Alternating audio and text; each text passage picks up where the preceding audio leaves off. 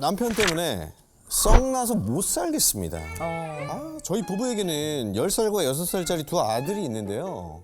첫째가 초등학생이 되고 나서부터 남편이 첫째와 죽을 듯이 싸워댑니다. 아니 본인은 장난이라고 하는데 제가 보기엔 정도가 심하거든요. 초딩 아들을 이겨 먹어야 직성이 풀리는 이 남자. 네가 초딩이냐? 라고 사연을 지금 보내주셨습니다. 어디에 계십니까? 네, 반갑습니다. 안녕하세요. 재민이 남편. 이제 어떻게 싸우는지 좀 우리 들어볼 수 있을까요? 저희가 이제 몸으로 놀아주는 게 많아요. 남자아이들이다 보니까는. 그래서 이제 아이들이 침대 위에 있고 이제 공을 던져주면 아이들이 막 피하고 놀아요. 이렇게. 그러면은 저희는 이제 아무래도 어른이잖아요. 그래서 이제 살살 던지고 애들이 피하고 이렇게 피하게끔 해주잖아요. 이렇게. 네.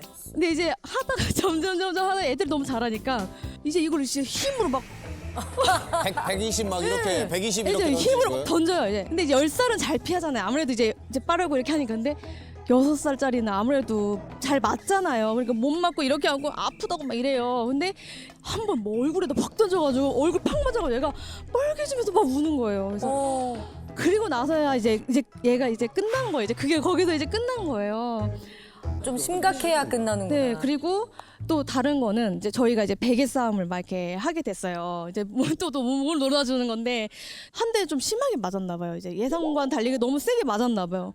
갑자기 그 베개를 내리찍는 거 막 애를 막 애한테 막 내리찍어가지고 애가 목이 막 꺾이고 막 이래요 막. 그래가지고 애를 너무 심하게 하니까 너무 심하게 하지 마 이러면서 이제 제가 남편을 이렇게 딱 했더니 이제 남편도 이제 세게 맞으니까 저랑 이제 싸우게 된 거예요 둘이서. 베개 싸움 된 거야. 누구 하나 피 터져야 끝나는구나. 그리고 이제 눈이 많이 온 날이 있었잖아요.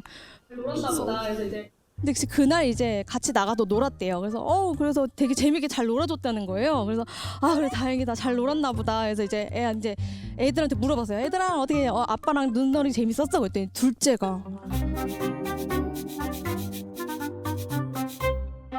엄마 그 아빠가 던진 거를 맞았는데 패딩에서 폭탄 소리가 났어요. 이러는 거예요. 소리 났고.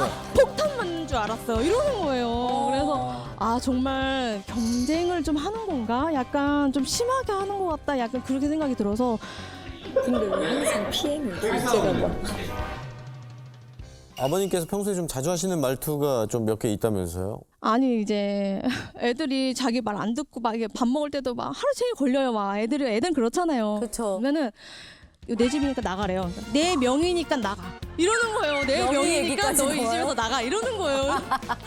제가 궁금한 거는 그 집의 명의가 지금 누구죠? 진짜 명의 그거는 사실이 맞습니다. 혹시 아이들에게 너무한다고 생각했던 거 하나만 좀 꼽아볼게요. 이것까지는 왜 이러나 이 양반이? 진짜 이것 때문에 제가 이성을 잃었거든요. 아무래도 이제 애가 이제 10살이고 6살이다 보니까는 눈 떠서 싸우고 이제 딱 감을 때까지 싸워요. 진짜 하루 종일. 그렇죠. 예, 그래서 이제 소아과를 갔는데 그 진료실에서도 엄청 싸워요. 막 도저히 못 보겠는지 애를 데리고 나가는데 막 애가 아프면서 나가요. 아프면서 나갔어요. 첫째가 이제 억울했나 봐요. 너무. 그래서 아빠 근데 왜 나만 이렇게 세게 하고 제 집인이는 왜 안 해요? 왜 저처럼 안 해요? 이래가지고 그랬더니 아빠가 너 지금 나한테 따지는 거야? 이러면서 갑자기 아이한테 너 내려 이러는 거예요. 차에서? 예, 차에서 내리라고 너 걸어오라고 이러는 거예요. 그래서 문 딱 닫고 차를 타더니 출발을 해버린 거예요. 진짜 화나셨구나. 그래서 제가 내려서 애기 찾으러. 그래서 얘가 울 줄 알았거든요. 근데 얘가 갑자기 눈에서 살기가 막 느껴지면서 아빠는 아빠 자격 없어요 막 이러면서 자기를 버리고 갔잖아요. 여기서 그걸 느껴지면서 진짜 이건 진짜 안 된다.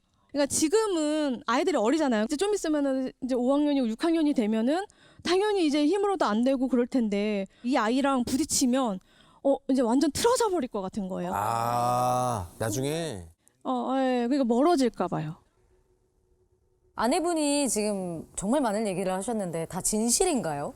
그 침대에서 공놀이 하는 부분은 애들이 벽면에서 이제 골키퍼를 하고 싶어 해가지고 벽을 맞추는 걸 하는데 애들이 너무 잘 막는 거예요. 그 애들의 표정이 있잖아요.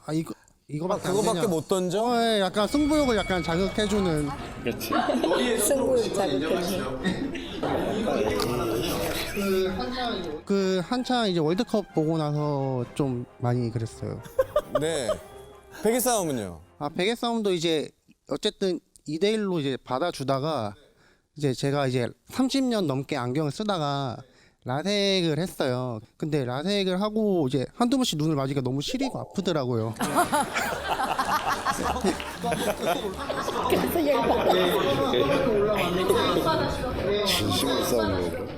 한 가지 좀 덧붙이자면은 전적으로 와이프의 육아의 그런 그 교육 방식이나 이런 건 동의하는 바이긴 하나 몸으로 놀아주는 부분이 지금 가장 큰 이슈가 된 부분이잖아요. 그렇죠, 그렇죠. 이게 저도 남동생이 있고 제 위에 부모님들도 거의 다 남자 형제고 저희 동생네 가족이랑 저희도 다 남자만 넷이에요. 와. 어쨌든 옛날에 남자들이 그렇게 놀았으니까. 그래서 이제 놀아주는 방식이 힘으로밖에 할 수 없는 환경에서 좀 살아왔기 때문에 그런 좀 자제력이 좀 부족하지 않았나 생각이 되고 아까 그 소아과 그 좀 놓고 온 얘기 사실 저는 그렇게 강하게 나가면은 아이가 죄송합니다 이제 안 그럴게요라고 그 반응을 하면 알겠어 내가 나도 미안해 하고 이제 받아줄 용의가 있는데 알겠어요 알아서 저 혼자 갈게요 이렇게 하고 가버린 거예요 엘리베이터로. 근데 그 쫓아가가지고 아기한테 아니야 내가 잘못했어 이렇게 말을 할 수 있는 입장이 그렇지. 아니어서 권위가 있으니까. 그렇지. 차 끌고 일단 지상에 올라가서 와이프한테 대신 좀 내려서 좀 케어해 달라고 좀 부탁은 했었습니다. 아니 근데 저희는 이제 쌍둥이 아들이 있으니까 제가 어제 그 얘기를 했거든요. 이런 식으로 해선 나는 계속 못 살겠다. 니네 둘이 따로 살거나 아니면 내가 니네하고 따로 살지 나는 이런 식으로는 이 집에서 못 살겠다. 그게 어제 저녁 8시 한 말입니다.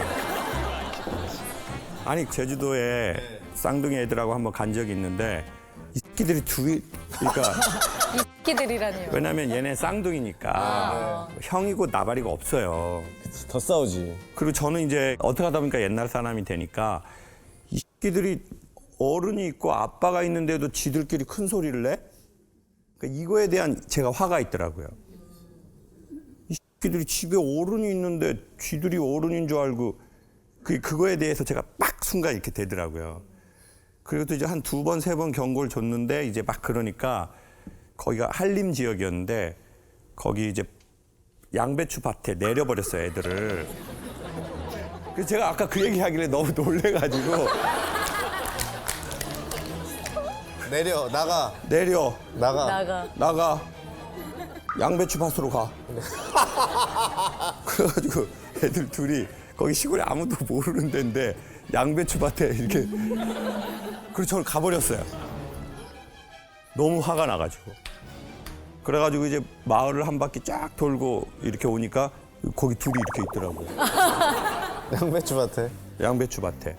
근데 자 이렇게 말하고 싶어요. 몇 가지는 첫 번째. 그럼 우리는 어떤 아버지 밑에서 성장했냐? 이상적 아버지에게서 성장했는데 우리가 애들한테 그러느냐? 아버님은 어떤 아버님 밑에서 좀 성장하셨어요? 약간 그 분위기를 중시하시고 특전사 나오셨거든요. 그래서 약간 좀 위계 질서가 좀 분명하신 분이긴 합니다. 그렇죠. 봐봐요. 아버지한테 뭐 말대꾸하거나 그러지는 않으셨죠? 근데 원래 그렇게 지내는 게 맞다고 생각을 했었어요. 만약에 했다면 어떻게 됐을 것 같아요, 아버지가? 별로 좋아하진 않으셨을 거라고 생각이 됩니다. 되게 무섭나 보다 아버님이. 자 봐요. 그 기운을 받잖아요. 별로 좋아하시지는 않으셨을 거라고. GPT, 챗 GPT처럼 이렇게. 아버님 지금 연세가 어떻게 되세요? 83년생 43살 됐습니다. 83년생이라고요? 저보다 어린데. 아버님이 갑자기 43살 됐다고 하시면은 83세인 줄 알았네. 이거 뭐 처음부터 다시 시작인데 뭐 감당하실 수 있겠어요? 아니 아버님 얘기 나오니까 많이 흔들리네.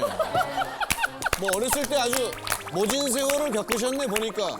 봐봐요. 아니 그 기운이 있다니까요. 공수부대 아버지들이나 해병대 아버지들이나 저분한테 얘기해서 대화가 될 여지가 없다는 그 기운이 있어요. 그러니까 그렇게 자란 세대가 이제야 43 되신 거란 말이에요. 그러니까 제가 보기에 몸과 이 뇌에 시차 같은 게 있어 보인다는 거죠. 우리는 우리 몸의 시간대가 있어요. 우리 아버지한테서 받은. 근데 어느 날 내가 머리에 뭐가 이렇게 인식이 조금 생겼어. 이렇게 하면 안 될 것 같은. 근데 나는 몸의 시간대와 머리의 시간대가 있는데 이게 너무 큰 괴리가 일어나는 것 같은 거예요. 그건 엄마들도 마찬가지고. 근데 상대적으로 엄마들은 좀 더 유연하게 보낸 사람이 있거든요. 근데 남자들은 자기 아빠하고 대부분 경직되게 보냈거든요. 그러니까 되게 재미있는 게 있잖아요. 보통 아빠가 딸하고 문제가 생기는 것보다 아들하고 문제 생기는 게 훨씬 많아요. 또 딸들은 또 기질에 따라서 다르지만 또 이렇게 하는 게 있어. 뭐 아빠 잘못했어요. 아빠 살살 녹거든 아빠가. 미안해요. 근데 아들 새끼들은 알겠어요. 걸어갈게요. 정답입니다. 정답. 나는 내 아버지한테 받은 것도 없는데 갑자기 또 얘한테는 또 이렇게 해야 되고. 그러니까 이 어색함이 이게 얼마나 심해요 이게. 그러니까 그게 제가 보기에 지금의 40, 50대 남자들의 딜레마인 것도 같아요. 왜냐하면 아버지에게서 우리가 거의 1, 20도 못 받았는데 어떻게 내 다음 세대에 8, 90을 해주겠어요?